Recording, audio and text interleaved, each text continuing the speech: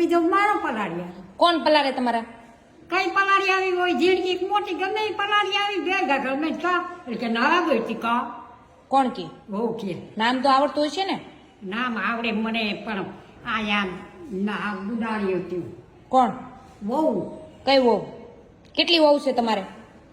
અમારે બે યાદ કરો. બે હાવ હાવ ના નોખ નોખી નાઈ. બે નથી, 3 છે. હે 3 છે.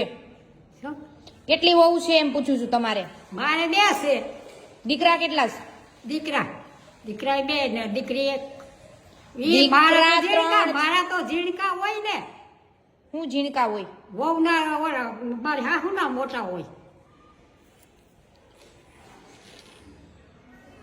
તમારે 3 દીકરા ને 1 દીકરી છે. મારે એક જ દીકરી છે તો મને ખબર પણ. તો દીકરા 3 છે. દીકરા તો 3 છે.